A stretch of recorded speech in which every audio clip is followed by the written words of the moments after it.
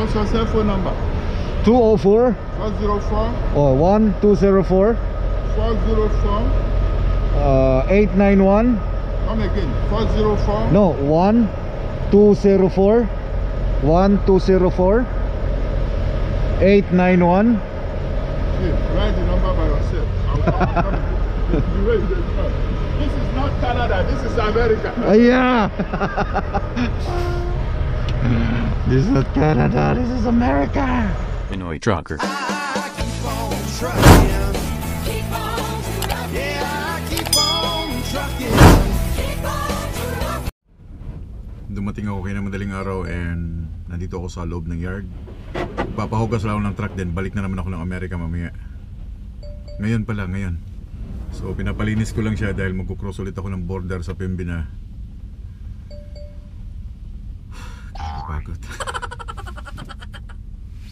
And hook up ng trailer then drive sa border.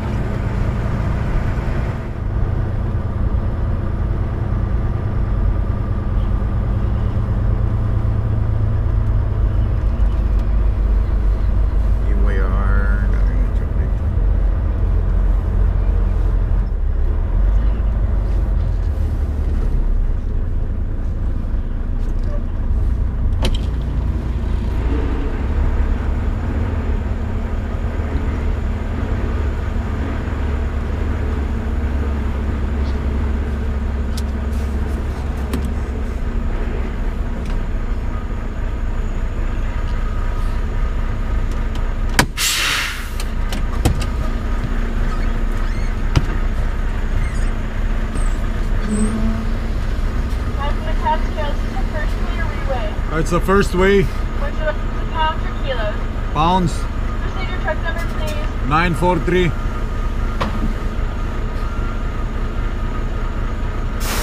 Please pull up the scale and come and set the ticket. Okay, thanks. Turn right on I-29.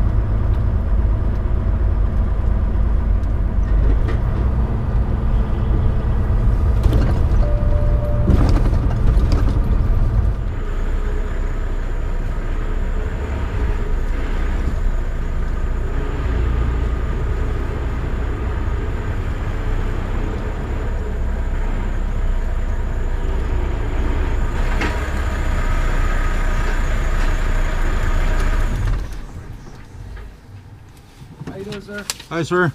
where are you headed? Wilmington, Illinois. And what are you hauling?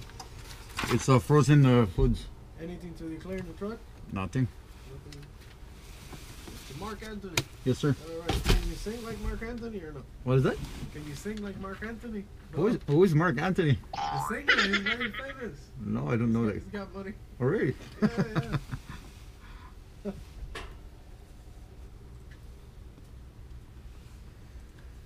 Alright, have a good one, I'm sir. McClurg. Thank you, sir.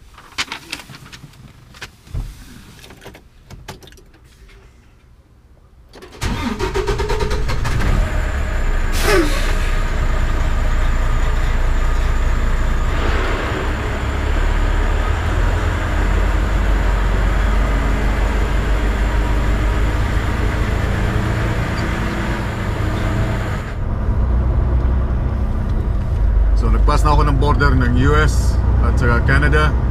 Then meat inspection na naman. Back to back. Canada to Illinois. Ay, shout out nga pala sa mga Pilipino dyan sa Illinois, sa Chicago. May laging nagpo-comment dyan, si Celso ba yun?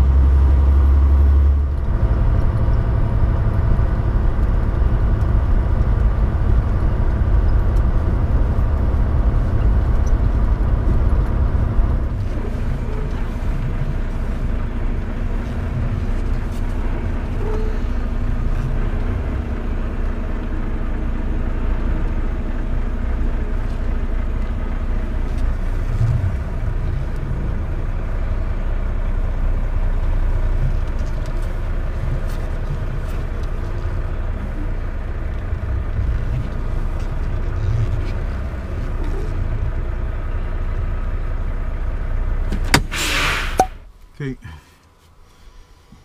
Galing ako dun sa loob and sabi ko sa opisina it's too late para magpa-meat inspection dito. Dahil sarado na. Tapos pinipilit nila akong papuntahin dito. Wala, maghihintay ako dito. Then tomorrow ng 7:30 ako ma-meat inspection. Dapat sana itong mga oras na ito nandun pa ako sa bahay. Bad cheetah. So magdadrive ako papuntang gas truck. Ito na papalipas ng gabi.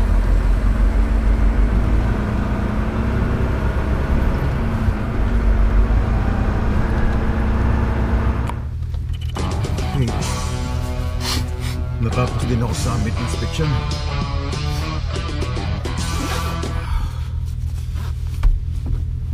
And matagal yung ginawa sa akin ay full inspection yung ginawa. So maabot ako ng mga 2 hours dun. Isang oras pala. So ngayon drive na ako kung saan ako abutin ng aking 11 hours. Makakalapit lang ako sa Illinois kasi yung aking destination ngayon ay Illinois. Illinois ba yan? Illinois. Yeah.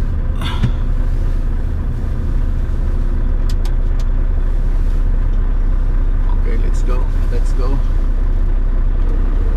You have 7 hours and 55 minutes of remaining drive time.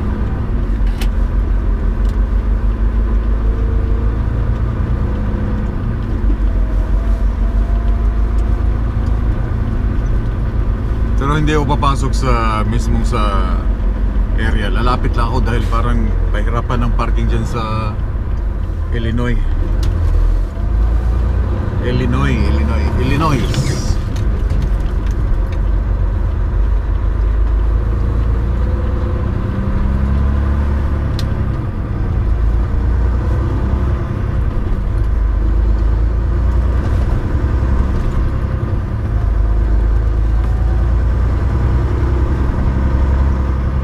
Ganyan ka kahit hindi naman sila na ganyan. Kasi yung mga kakilala mong driver like company, same company, kakaway ka para kang konsihal ng barangay.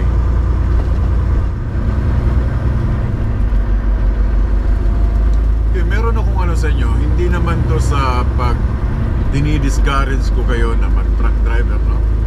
Kung example ay meron ka ng trabahong matino na araw-araw ka nakakauwi sa inyong bahay, tapos nakita nyo lang kami, nakita ninyo yung ibang driver na parang naiinggit kayo na parang gusto nyo rin mag truck driver, no? Ito hindi sa pagdi-discourage sa inyo, mas ini-encourage ko nga yung iba na mag truck driver dahil nga yung freedom ba sa highway, tumatakbo ka, walang camera, no? Lagi kong sinasabi na walang mga camera nakatingin sa'yo, walang mga boss na laging nag-uutos sa'yo. So kung meron kayong mga trabaho na okay na kayo doon, and yun nga, sabi ko, kung nakita nyo at naiingit kayo na gusto nyo rin mag-truck driver, pag-isipan nyo mabuti. Okay? So bago ka proceed dyan sa ano ba yan, bago mo tahakin itong pagiging isang truck driver, kausapin mo muna yung asawa mo. Kausapin mo muna, wag yung ikaw lang yung magdi-decide na gusto ko mag truck driver. Kailangan meron kang suporta na kukuha galing sa asawa mo, lalo na dito sa Canada or sa Amerika. Sa Amerika pero pag nandito ka sa Canada, kausapin mo muna yung pamilya mo, kausapin mo yung asawa mo, kausapin mo yung mga anak mo na mag-truck driver ako para sa ikakaganda ng ating buhay. Parang ganun, no? Kasi malay mo in the future, no?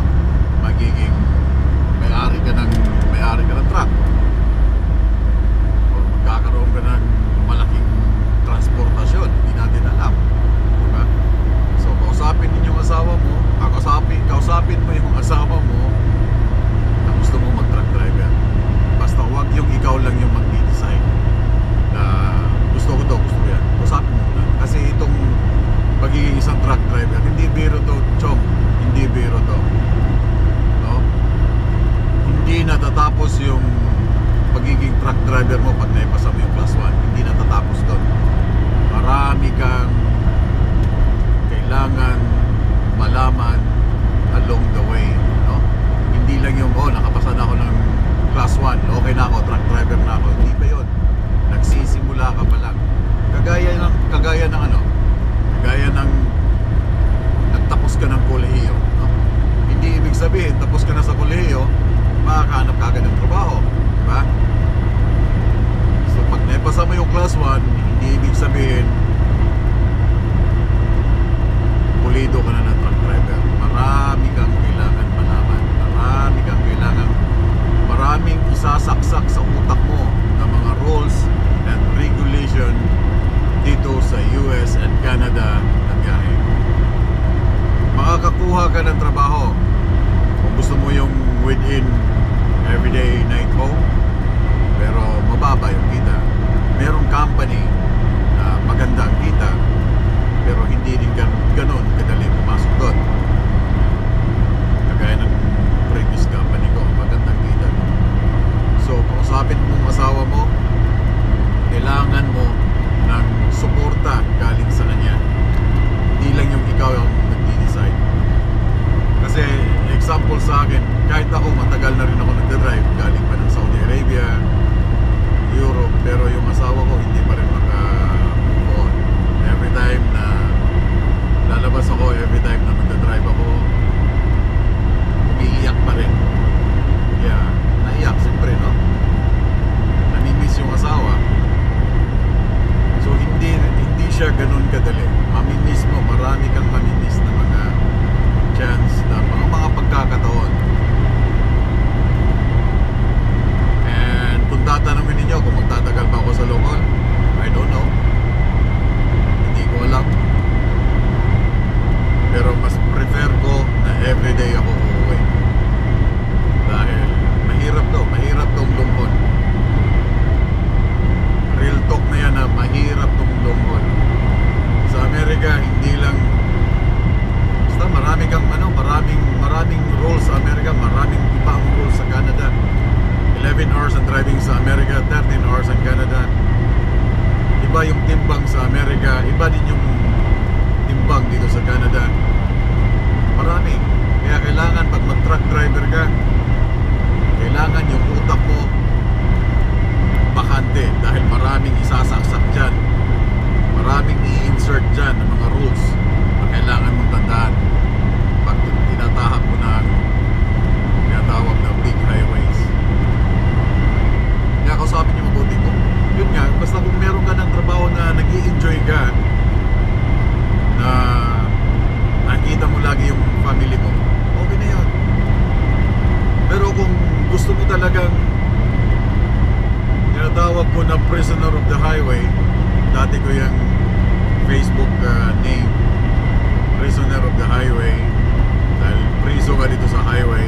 Freedom, may freedom siya. Okay, ito yung kagandahan. May freedom ka.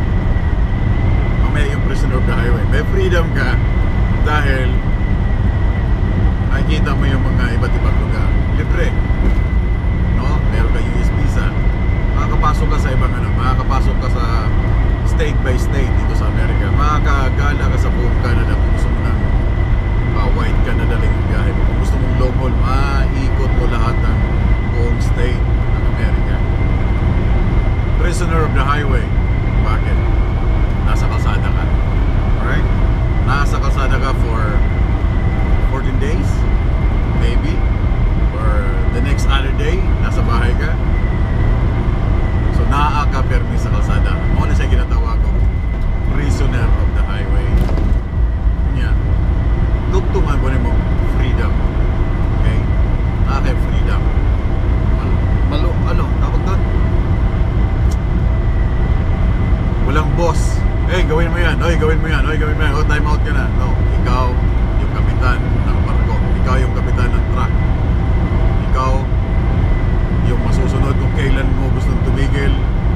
Ikaw ang masusunod kung saan mo gustong tumigil. Ikaw ang masusunod kung kailan ka matutulog. Pagtapos na yung oras mo. Diba? Yun. Basta pag-isipan nyo mabuti, hindi ito na dinidiscourage ko kayo. Ini-encourage ko rin kayo mag-truck driver dahil kulang nga. But, yun nga sabi ko, kausapin ninyo ang inyong asawa. Kailangan meron kang suporta sa iyong asawa dahil hindi nga madali ito.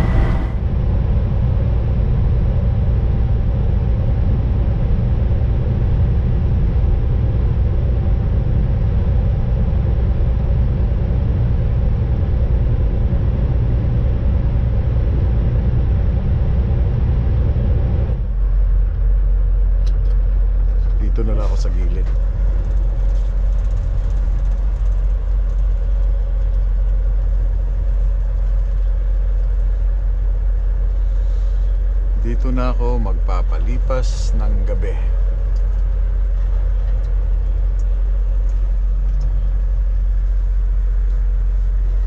Okay. Yeah, nakakapagod. Ang dami na namang lumalabas na di nawawala eh. Alright. Tapos may problema pa yung aking ilaw dahil nag-on and off siya.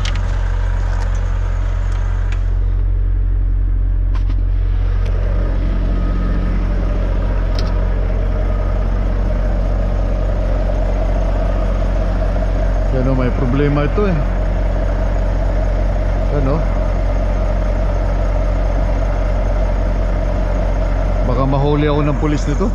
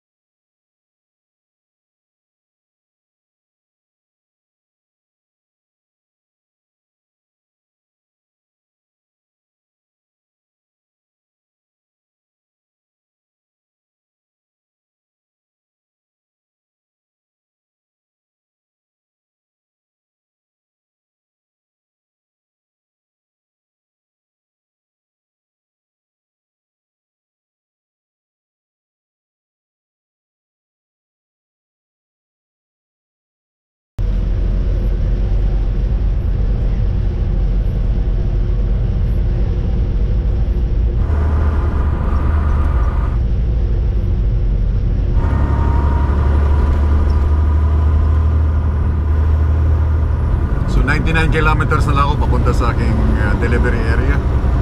sa Wilmington, Illinois. Okay, malapit na ako sa aking customer. Oh, I mean, yung aking delivery area. And ahead ako ng isang oras. Yung appointment time ko ay 5 o'clock. And alas 4 na ng hapon dito sa Illinois. Time is gold, homie. Okay, so ito yung aking customer na paghahatiran. United States Cold Storage.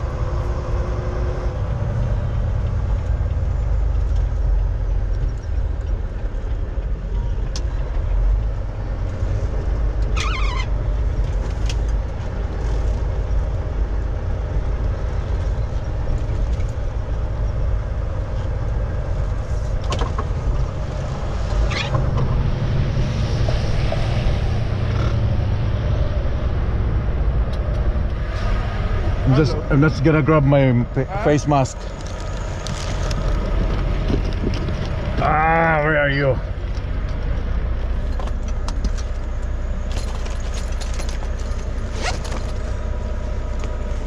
Okay. Before I'm gonna talk to you, let's go. Okay, sir. How was your day? Good. How was the road when you coming? Huh? How was the road? Oh, road is slippery. Little bit rain. It's different from Canada, eh?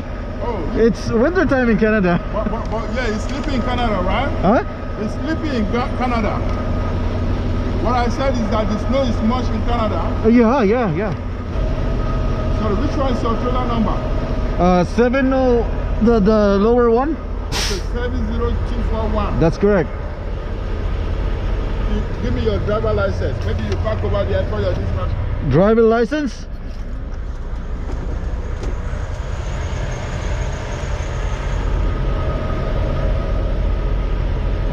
What's your cell phone number? 204 404 or 1204 404. 891. Come again. 404. No, 1204 1204 891. See, write the number by yourself. This is not Canada, this is America. Yeah. This is not Canada, this is America.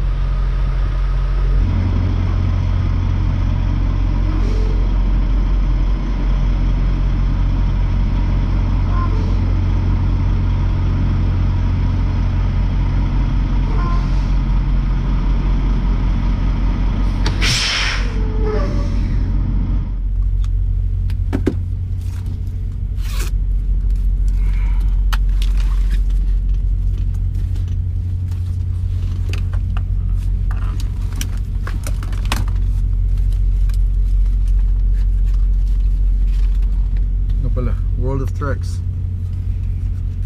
So andito na ako sa customer. Then maghihintay na lang ako ng matapos ang unload. Then meron akong pick up tomorrow sa Michigan. Alas 7 ng umaga. Kain muna ako dahil gutom na, wala pa akong lunch. And yeah, gasikaso muna din navigation.